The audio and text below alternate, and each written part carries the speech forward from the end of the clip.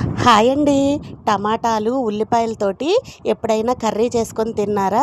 నిజంగా అండి టేస్ట్ అయితే చాలా బావుంటదనమాట. మా ఇంట్లో పిల్లలకి, మా వారికి చాలా ఇష్టమండి. సో, నా స్టైల్‌లో ఈ కర్రీ ఎలా చేస్తానన్నది చూసేయండి. ఫస్ట్ అయితే స్టవ్ ఆన్ చేసుకొని, కళాయి పెట్టుకొని 3 గరిటెల ఆయిల్ అయితే వేసుకోవాలండి. అందులో మనకి పోపు దినుసులు, కరివేపాకు, ఎండుమిర్చి, జీలకర్ర, ఆవాలు, పచ్చిమిర్చి ముక్కల్ని వేసి పోపుని మంచిగా ఫ్రై చేసుకోవాలి. తర్వాత ఇందులో క్యూబ్స్‌గా కట్ చేసినటువంటి ఉల్లిపాయ ముక్కల్ని కూడా వేసుకోవాలండి. మనం తీసుకునేటువంటి టమాటాల క్వాంటిటీని బట్టి ఉల్లిపాయలను కూడా తీసుకోవాలి.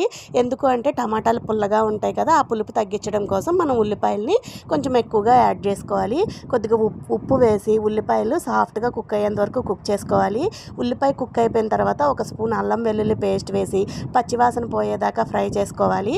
తర్వాత కట్ చేసి పెట్టుకున్నటువంటి టమాటా ముక్కల్ని వేసి మంచిగా ఫ్రై చేసుకొని ఉప్పు, పసుపు, కారం అండ్ అలాగే ధనియాల పొడి అండి.